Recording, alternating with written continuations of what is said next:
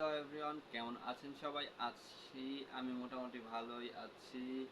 তো এর আগে আপনাদেরকে জিজ্ঞেস করব যে আমরা যে আগের ভিডিওগুলো মেকিং করেছি সেখানে আমাদের কোনো প্রকার কোনো রং ছিল কিনা এই সম্পর্কে আপনারা যদি বলতে চান অবশ্যই আমাকে ইনবক্স করতে পারেন।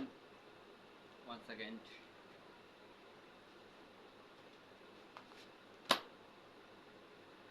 হ্যাঁ, অবশ্যই আপনারা চাইলে আমাকে ইনবক্স করতে পারেন, এমনকি আপনারা চাইলে অবশ্যই আমাকে বলতে পারেন।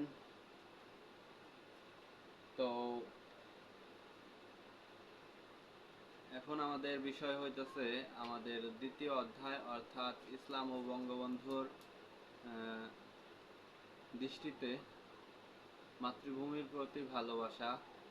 তো অধ্যায়টাকে কি হারিয়ে ফেললাম?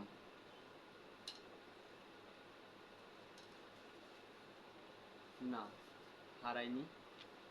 এই যে অধ্যায়টা,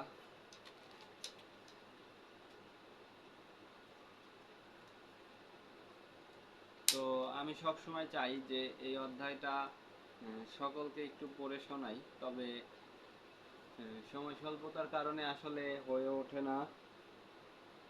এই কারণেই আপনাদের সামনে ভালোভাবে এই বইটাকে তুলে ধরতে পারি না, যদিও আমি বই ভিত্তিক জ্ঞানমূলক কথা বলি, তবে আমি সবটা সময় চেষ্টা করি যাতে করে আপনাদেরকে ভালো কিছু দেখানো যায় বা ভালো কিছু শেখানো যায় বা ভালো কিছু শোনানো যায়।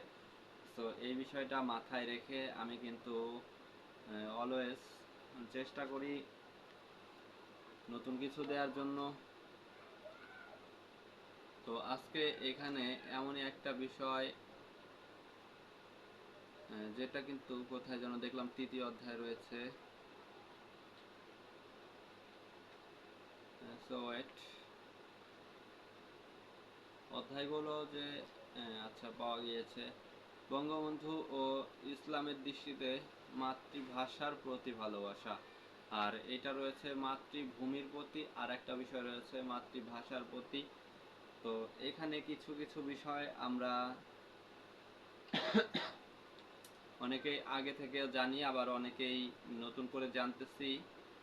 তাই আমি সবাইকে বলবো একসাথে, যাতে করে আপনার মূল্যবান সময় আপনি ব্যয় করবেন, এবং আপনি আমার ভিডিওতে ব্যয় করবেন না কার ভিডিওতে ব্যয় করবেন সেটা মানে আমার দেখার বিষয় না, যদিও তারপরেও আপনার মূল্যবান সময় ব্যয় করছেন। এই কারণে আমি সবসময় চেষ্টা করি আপনাদেরকে একটা ভালো কিছু উপস্থাপন করার।